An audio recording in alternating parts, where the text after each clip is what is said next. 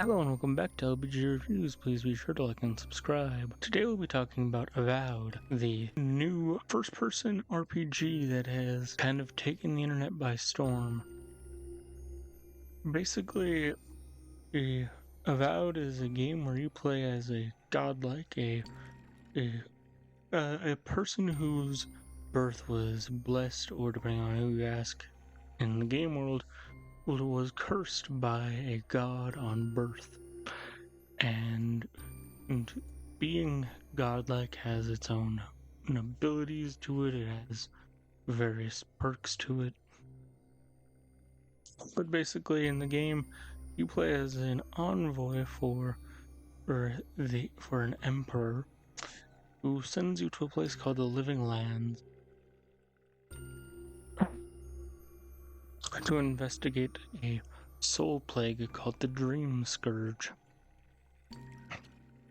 The game sees you traveling to a wide variety of different areas and biomes, encountering a colorful cast of characters, accumulating party members, speccing out your character into different archetypes. Like you could choose to be a fighter, a wizard, a ranger, or then there's also the godlike skill tree that just becomes available. Different parts of it become available as you do different things in the game.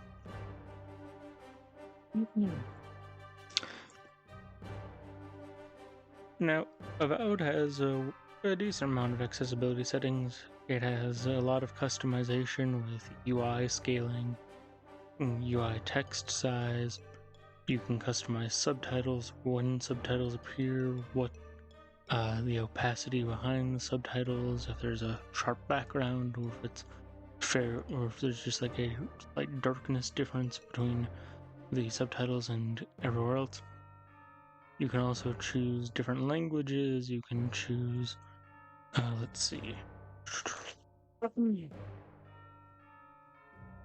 The controls are also fully remappable, so if you've got like a custom accessibility controller for yourself, you should be able to integrate it fairly well into your controller from what I've seen.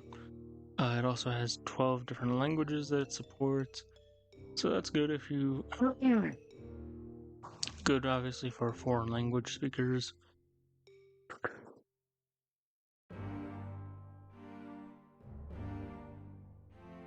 You can also adjust camera movements, camera modes, whether or not when you're first person, if there's a head bob effect as you move.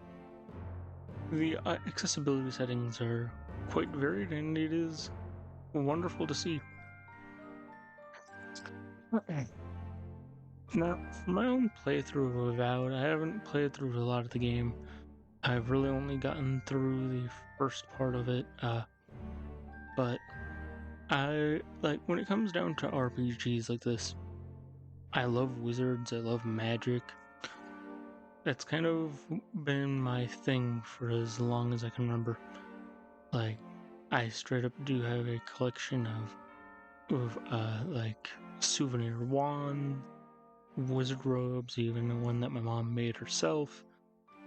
Like, I've just loved magic since I was a kid. Especially like the high fantasy kind where it's like turning people into frogs, summoning lightning or ice with your hands. That kind of magic to me has always been very cool and very fun to explore. Now, Avowed's magic is really cool to me. Because back in the day, I thought it was really cool, and people first pointed out to me that in Skyrim, you could boil water with fire magic. And like, I touched on it a little bit when I talked about even Breath of the Wild, even though that magic system isn't quite the same type of magic. I talked about how in like Tears of the Kingdom especially, it was cool that anything that involved ice, like ice elemental effects, would create platforms of ice and water. Avowed does a very similar thing where as long as certain criteria are met, you are able to freeze your enemies solid, you can shatter them, but you can also freeze bodies of water. I've used that a handful of times while exploring the game to create a platform that I can use to jump up to ledges that are maybe blocked off by a little crevasse that has been filled with water.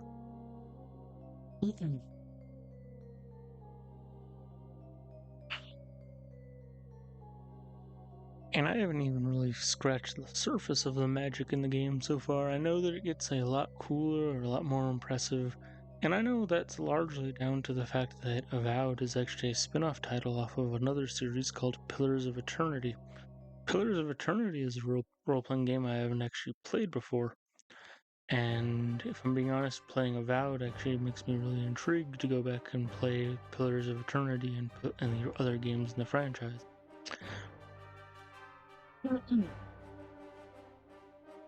But likewise, as Avowed is made by Obsidian Entertainment, the same people that make Grounded, it was really cool. You could feel some of the work that they had done on other games really playing a role in how like different animations were handled in first person, and even like there's even straight up an achievement referring to Grounded and other works they've done. The Grounded achievement in particular requires you to kill a certain amount of spiders and beetles, which I just thought that was neat and had to share it.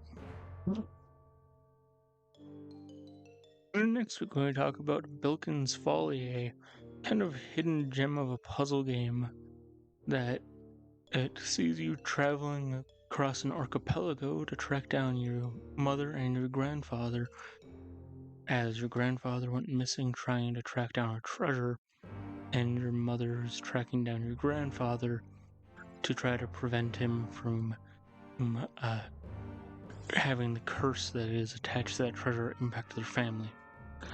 The game is full of a lot of complex puzzles, and honestly, I had a lot of fun playing it. A lot of the puzzles are super complicated at times, they require a lot of brain power at times, and it's also been kind of unfortunate this game hasn't seen a lot of love, because that also means that there's not a lot of YouTube videos or other guides, so I'll be scratching my head at a puzzle, staring at it for a solid several hours, and it's not like, say, with a lot of other more popular puzzle games where I could look up a solution for the harder challenges. This one, there are some guides out there, but not lots, and I wish there were more, so I just got to talk about this game.